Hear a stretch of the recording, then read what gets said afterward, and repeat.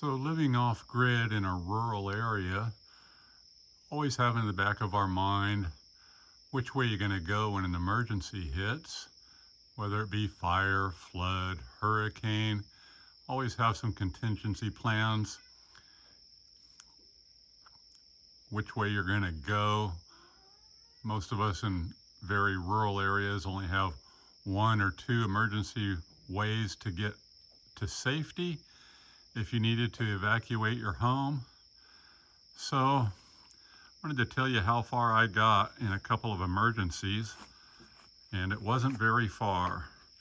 So the first one was on January 13th, 2018 at about 8 o'clock in the morning. Just after 8, I was laying in bed reading a book. Hadn't even got up to have any coffee yet. My phone started blaring, the loudest I'd ever heard it. And I looked at the phone and it said, "Ballistic missiles inbound to Hawaii. Seek shelter immediately. This is not a drill." Well, I'm telling you, that wakes you up quicker than coffee. I came flying off out of bed, down the steps, ran out here to the front yard, and I made it to right here. And the first thing I did, I just looked up in the sky, see if I could see any missiles.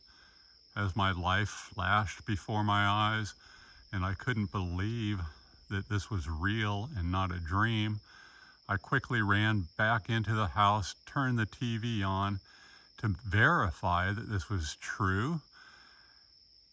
And the TV was blaring the same emergency message: seek shelter immediately, ballistic missiles inbound, expected impact in 15 minutes, seek shelter immediately. And I twirled around like this, listening to those emergency signals coming through the phone and the TV, reiterating that this was not a drill. And this is all I could think to do, was stand here and look up into the sky. It was crazy.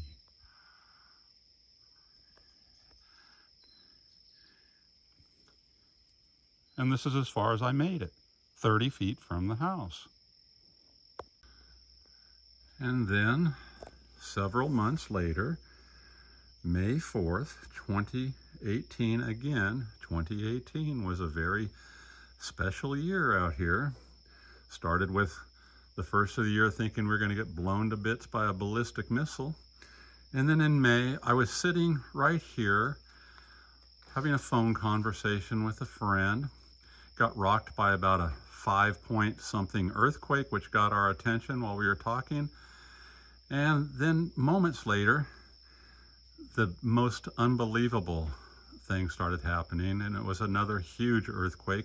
This was a 6.9 earthquake, and it was rocking the house so hard that I ran out of the house over to here, and I could barely walk. The ground was moving so hard. The house I did not think was going to continue to stand. It was rocking back and forth. It's on post and pier, and it was swaying so hard that I thought for sure it was coming down.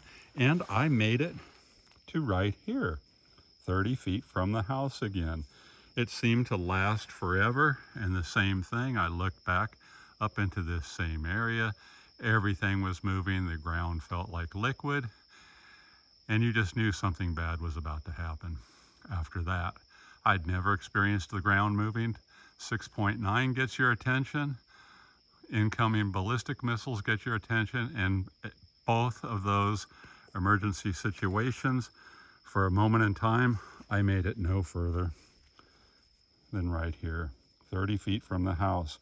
Best laid contingency plans for emergency, and I hadn't figured those scenarios out or contemplated those, like where are you really going to go if a ballistic missile is really coming your way. So Yeah, I do have plans how to evacuate here for things that we're usually aware of: hurricanes, floods, fire, lava, whatever. But in the moment's notice, on two emergencies where I really thought it could be the end, I made it to right here and contemplated my life.